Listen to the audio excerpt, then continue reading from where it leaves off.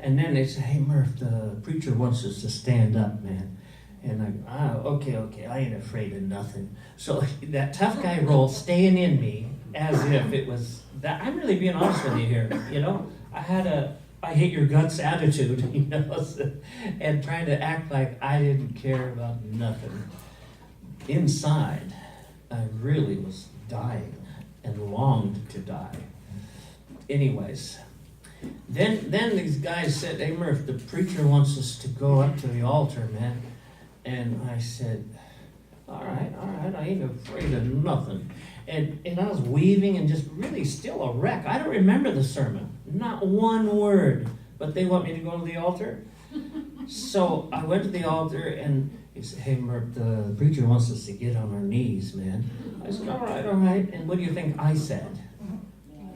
Ain't afraid of nothing. I ain't afraid of nothing. So I got on my knees, and next thing I know is people all around me were laying hands on me and praying for me.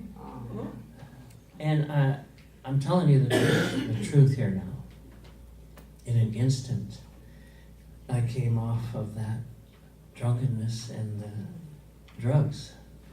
In an instant, and I stood up without those guys' help. Thank you, Jesus. And I looked around at all these people, and they were giving me that cheese-eating grin, you know, that Christians give when they're happy. But I really didn't understand what happened to me, because I remember nothing before the hands were laid on me. All I do is once I was stoned, and now I can't say straight anymore. It's not politically correct, because... Sober? Yeah, thank you. Anyway, so I felt the presence of God. You know why? Because when they laid their hands on me, they said, be made whole in Jesus' name. Amen.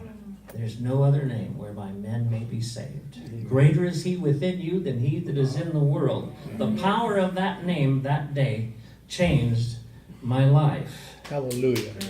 So that's how I got saved. And then I went to Bible college, became a preacher, and you know the rest of the story. But I want to show you something very ugly. This is the second segment. I hate to departmentalize this stuff, but I warned you, the face is ugly. It's supposed to be. Adam's nature, according to the Word of God, is disgusting and repulsive to God. So, Randy, if you'll be so kind as to read Romans 8, verse 7, while I unwrap this hideous monster. And ladies, I'm asking you, don't run out. Don't tell me I'm a sick puppy, because you saw the video. I said that this is not a representation of what I do, but that you might know how repulsive Adam's nature is to God. He had to give his only begotten Son, that whoever believes in him should not perish but have everlasting life. He had to provide a new nature. Mm-hmm. Go ahead, Randy. Romans chapter 8, verse 7. Because the carnal mind is enmity against God, for it is not subject to the law of God, nor indeed can be.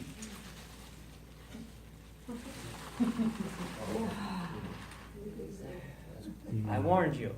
Okay. Now, why did I have to do this? Because it drives home a strong message.